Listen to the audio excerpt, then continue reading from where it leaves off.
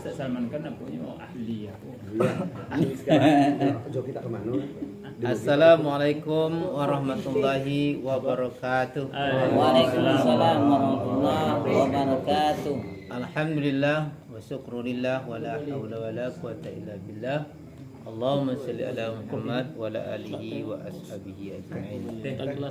Puji bersyukur marilah kita panjatkan kehadiran Allah Subhanahu wa taala dengan izin dan ridhonya pada malam hari yang berbahagia ini kita telah dapat hadir di kediaman saudara kita, abang kita punya Al-Hadar. Mudah-mudahan apa yang kita perbuat pada malam hari ini dapat berkah dari Allah Subhanahu wa taala kiranya. Amin ya rabbal alamin. Dan selawat seiring salam mari kita kirimkan kepada arwah Nabi kita Muhammad sallallahu alaihi wasallam dengan ucapan Allahumma shalli ala Muhammad wa ala alihi wa ashabihi ajmain. Salawat juga tertumpang kepada keluarga beliau, kepada para sahabat, para ulama, tabi'in dan ulama mutaqaddimin dan mutaakhirin yang muktabar keduanya.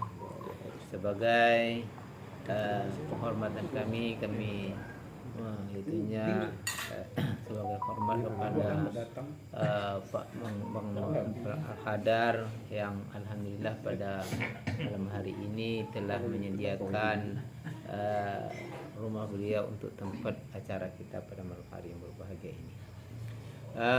Saudara-saudara, bapak-bapak, kaum muslimin yang dimuliakan Allah Subhanahu wa taala, tausiah kita pada malam hari ini kita sama merenungkan sepotong ayat dari surat Al-Mu'minun ayat yang ke-8.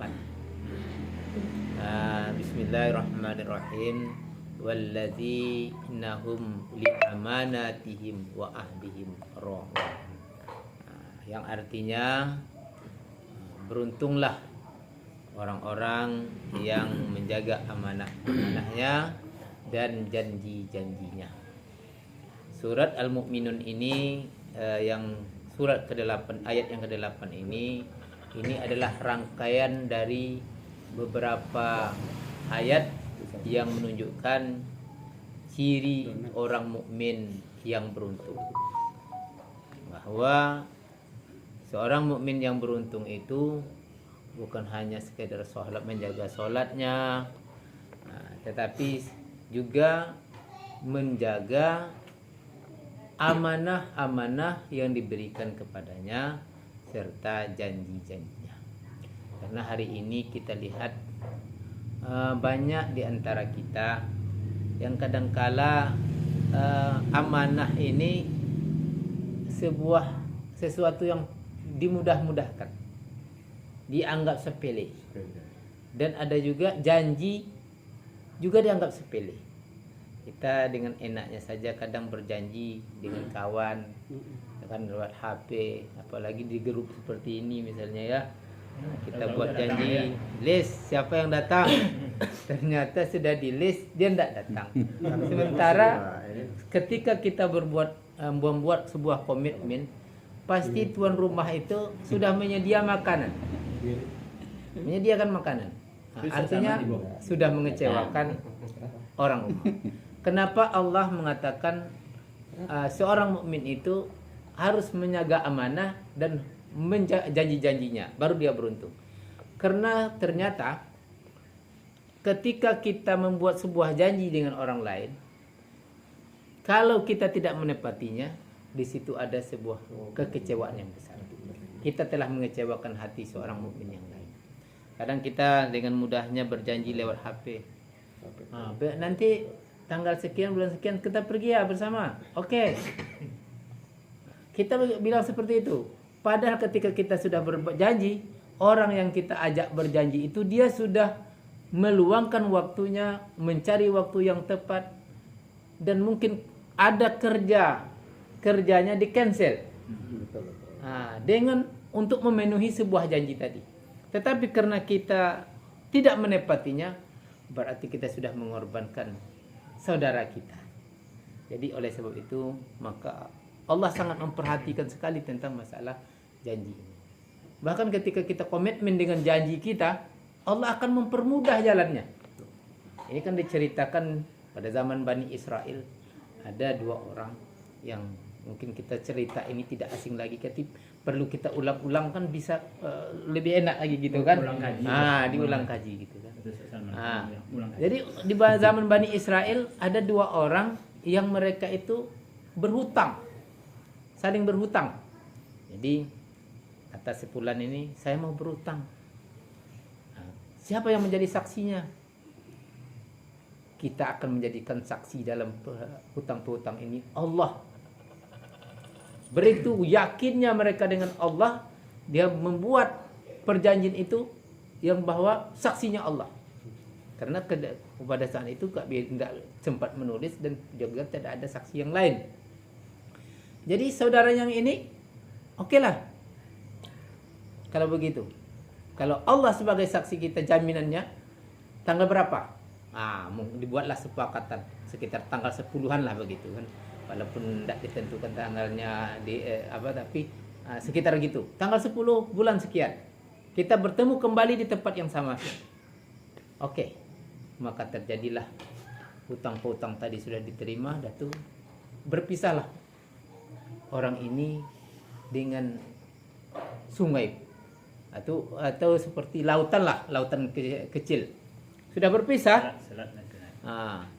Ternyata pada tanggal yang dijanjikan ini, karena komitmen mau membayar hutang tadi, orang ini mau berangkat. Pada hari yang sama itu mau berangkat. Orang ini pun juga menagih janji dan dia menunggu pada tempat yang dijanjikan. Ini ada saudara saya akan membayar hutang, dia tunggu di tempat berjanji itu. Tapi pada akhirnya pada hari itu tak ada kapal yang melintas yang berangkat. Maka pada saat itu gelisahlah orang yang mempunyai janji ini, gelisah dia. Bagaimana caranya? Maka hari sudah malam, yang orang ini mondar-mandir juga, mana juga nggak datang-datang ini. Kita sudah menyaksikan saksinya Allah. Tapi apa kata orang yang seberang yang mau membayar hutang? Begini aja lah, karena saksinya Allah, ya Allah, aku bukan tidak mau membayar hutang, tapi kapal tidak ada, sekarang saya mau membayar hutang. Diambilnya bambu, masukkan ke dalam bambu, dia lemparkan, ya Allah, engkau menjadi saksi, aku membayar hutang pada saudaraku. Dibuatnya kertas, saya cari kertas, dilemparkan. Singkat cerita mau pulang, tidak perlulah pulang dulu, saya mencari kayu api dulu di tepi laut ini, mungkin ada daripada duit tidak dapat, kayu api aja lah. Maka dapatlah oleh dia sebatang bambu, diambil sampai di rumah, belah-belah bambu lah, satu dibelah, adalah duit tadi, dan itu ada secari kertas pembayaran hutang. Ini rupanya ada duit. Maka sekian hari kemudian orang yang berhutang tadi menemui kembali, apakah hutangnya sudah lunas atau tidak? Ternyata alhamdulillah hutangnya sudah lunas. Ternyata kalau kita membuat sebuah janji dan kita ingin menepatinya, Allah akan memberi jalan. Begitu juga kalau kita misalnya berhutang kepada saudara kita. Ustaz Amrizal, hutanglah duit 1 juta, ya kan? Tanggal 10 bulan depan saya akan membayarnya. Oke, kalau begitu, Ustaz Amrizal percaya sama saya. Ternyata saya nggak ada duit untuk membayar tanggal itu, tapi saya ingin membayar. Insya Allah, Allah akan permudah. Mungkin Ustaz Saiful saya minjam 1 juta. Aku yang meminjam. Saya minjam sama Ustaz Saiful, ya kan? Akhirnya saya bayarkan kepada Ustaz Amrizal pada tanggal yang sama. Begitu. Yang jelas intisarinya bagaimana caranya kita melunasi hutang kita tadi. Akhirnya Ustaz Saiful rupanya sudah cair sertifikasinya. Begitu ya kan? Sertifikasinya langsung cair waktu itu. Saya minjam. Begitu, oke. Dimudahkan oleh Allah Ustaz Saiful untuk meminjamkan dana atas utang yang kita bayar tadi. Gitu. Ini banyak terjadi. Bahkan pada diri saya sendiri, sering saya membuat janji sama kawan begitu. Alhamdulillah pada tanggal yang itu, walaupun uang saya tidak ada, tapi saya pinjam sama kawan Alhamdulillah, kebetulan kawan itu sedang ada uang. Pakailah dulu. Ustaz. Yang jelas janji itu saya sangat kecewa, ya saya secara pribadi sangat kecewa ketika kita membuat janji dengan kawan tapi tidak ditepati. Sia-sia. Karena kita sudah membuat janji itu berarti energi kita sudah kita buat untuk memenuhi janji tadi. Ini makanya setiapnya ayat, setiap Allah singgung sesuatu itu dalam Al-Quran, itu berarti ada perkara penting di sana. Jadi ini langsung Allah sebutkan di dalam surat Al-Mu'minun, dan ini masalah satu ayat yang menunjukkan ciri orang mukmin itu rupanya. Yang pertama sholatnya khusyuk ya kan itu. Rangkaiannya ini menepati janji dan amanah. Kenapa jalan banyak rusak ya kan? Ya gitu, hutang negara membengkak. Itu karena yang diberi amanah itu tidak amanah. Dikasih mengelola semennya ini makannya. Disuruh mengelola yang listrik, proyek yang listrik dimakannya. Kedahsyat ini ya kan? Kenapa bangunan tidak tahan? Karena banyak nggak amanah. Anggota dewan banyak nggak amanah. Mudah-mudahan ada saudara kita besok jadi anggota dewan amanah kan gitu. Contohnya, anggota dewan itu ada 3 fungsinya. Salah satu 3 fungsi anggota dewan itu kan mengawasi. Sudah dianggarkan, tapi tak diawasi. Akhirnya proyek yang 1 miliar tinggal 500 juta lagi. Separuh entah kemana-mana perginya. 500 jutanya entah kemana-mana. Kemakan angin hantu lah di sini. Akhirnya yang sampai dibangunkan itu hanya 500 juta. Maka ketahanan sebuah bangunan tidak sesuai dengan apa yang dianggarkan. Inilah terjadinya, sehingga dengan tidaknya amanahnya banyak sendi-sendi kehidupan ini menjadi rontok. Begitu juga dengan anak misalnya kita kan, dengan istri. Kalau kita tidak bisa amanah dengan anak kita, itu tidak akan bisa kita membinanya. Maka oleh sebab itu anak, istri, pokok apapun yang diamanahkan oleh Allah Subhanahu wa taala, kita berusaha. Ini berusaha walaupun enggak amanah kadang, tapi kuncinya berusaha. Kan itu. Kita sudah berusaha, ini yang saya buat. Ini yang saya kerjakan. Walaupun dipandang oleh orang, kamu belum amanah. Itu urusan orang lain. Tapi kita sudah berusaha bagaimana untuk amanah.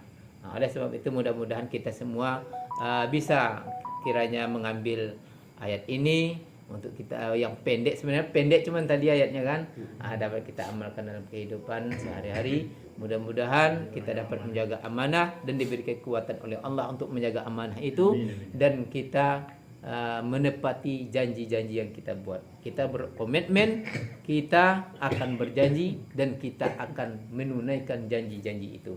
Karena salah satu dakwah Rasulullah itu sukses, salah satunya adalah di antara jujur, yaitunya menepati janji. Hanya itu saja. Banyak maaf. Wabillahi taufiq wal hidayah. Assalamualaikum warahmatullahi wabarakatuh.